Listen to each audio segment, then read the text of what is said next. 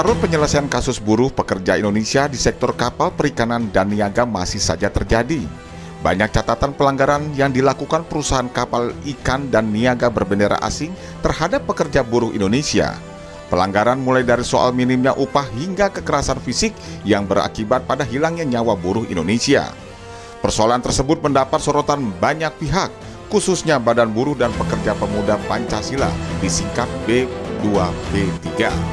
Guna langkah solusi persoalan, B2P3 menggandeng pihak pemerintah, dalam hal ini Badan Perlindungan Pekerja Migran Indonesia, disingkat BP2MI, yang dikepalai oleh Benny Ramdhani untuk duduk bersama mencari langkah solusi.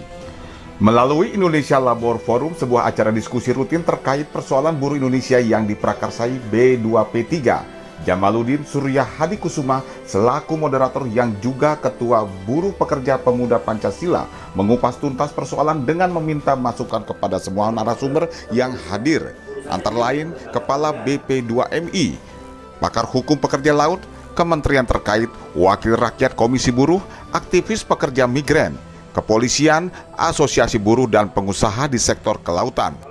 Acara yang digelar di Aula Kantor BP2MI pada Rabu siang, 13 Agustus 2020 berjalan tertib dan lancar. Agusto Sulistyo di Jakarta mengabarkan. Dan Pekerja Pemuda Pancasila mencoba untuk memberikan ruang kepada semua stakeholder bagaimana bicara tentang terkait dengan kebijakan pemerintah. Nah, karena selama ini bahwa terkait dengan awak kapal perikanan ini yang tadi disampaikan bahwa ada kekosongan hukum dan publik ini menunggu kepastian hukum yang jelas agar kemudian bahwa kasus-kasus yang selama ini muncul tidak terus berulang. Jadi yang harus dilakukan adalah bagaimana pemerintah punya kewibawaan dengan membuat undang-undang yang mengatur secara rigid dan secara komprehensif mengatur tata kelola penempatan atau perlindungan terhadap awak kapal perikanan ini. Jadi kita tidak mau bahwa saat ini penanganan yang dilakukan terhadap masalah-masalah itu hanya kasuistik, tapi harus sistem yang dibangun. Dan kita publik menunggu RPP ini yang sudah di Seknek ini, berharap Presiden Jokowi segera menandatangani. Kalau tidak, maka sama saja bahwa Presiden Jokowi melakukan pembiaran terhadap kasus-kasus para awak kapal perikanan ini. Satu regulasi ini ada kemandekan di Naker juga di sektor lain. Sebetulnya dari kacamata ABK, persoalan itu bagaimana sebenarnya? Proses yang dilakukan oleh pemerintah ini kan sudah berlangsung lama ya, artinya sejak kasus suap sejak tahun 2011, 12, 13 sampai tahun 2020 dan puncaknya di kasus Pelanggan ini. Nah, artinya kan ada problem di pemerintahnya sendiri, karena ada pemerintah tidak punya politik will. Seharusnya dengan itu menjadi sudah ketika Tempo pun tahun 2017 mengangkat isu perbudakan ABK, harusnya itu momentum itu sejak tahun itu pun harusnya pemerintah sudah serius. Tapi faktanya sampai sekarang RPP aja masih mandek di Seknek. Artinya kan ada persoalan di pemerintah. Jadi yang dibutuhkan adalah sistem. Sekali lagi sistem. Di DPD.